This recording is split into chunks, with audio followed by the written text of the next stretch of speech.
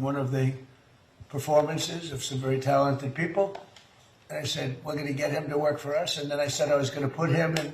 So the bombers go in, they entomb a lot of this enriched uranium. Yeah.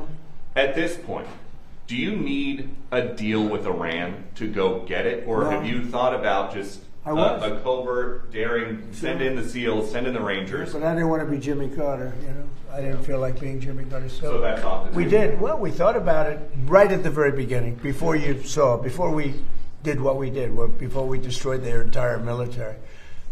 We thought about it, and I didn't want to be in a position where you had, to get there. It's not like Venezuela. Like you go in, you're there for a matter of minutes, and you're out, and everybody's waving goodbye as you take off, and you brought the cargo back. This is different. You'd have to be there for 2 weeks. You'd need massive equipment. You'd have to airlift the equipment in. You're in a war zone.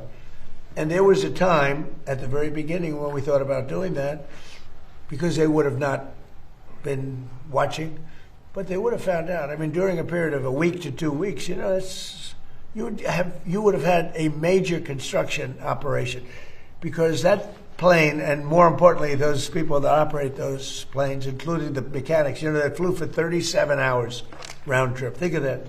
And the tankers that refilled them 4 times, and what an operation it was. Amazing. And but we would have been, Peter, we would have been there for a period of from a week to 2 weeks. We would have gotten it. But I said, I don't like the idea of that. All of a sudden, they, pinpoint, they still had missiles left.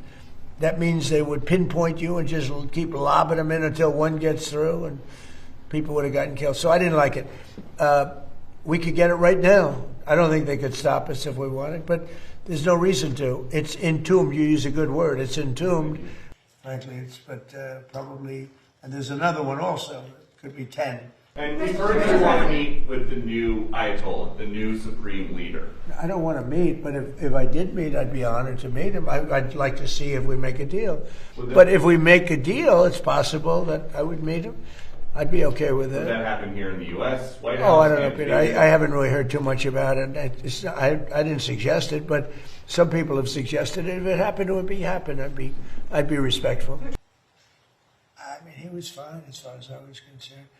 We've done a good job. As far as Iran's concerned, you're going to find out what the deal is. But the main parts of the deal is they can't have a nuclear weapon. The Strait will open immediately. It's going to open immediately.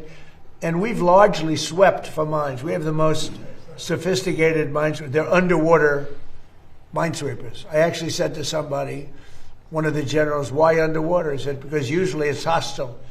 When you're looking for mines, typically it's not in a good neighborhood, right? So underwater made a lot of sense. When it didn't take long to figure that one out. So I think we're doing very well, but we're going to see if we're going to win one way or the other. We're going to win on paper, or we're going to win military. One way or the other. It's going to be militarily or on paper. Anywhere in the world for about 3 weeks. I'm not going to say that. I'm sure,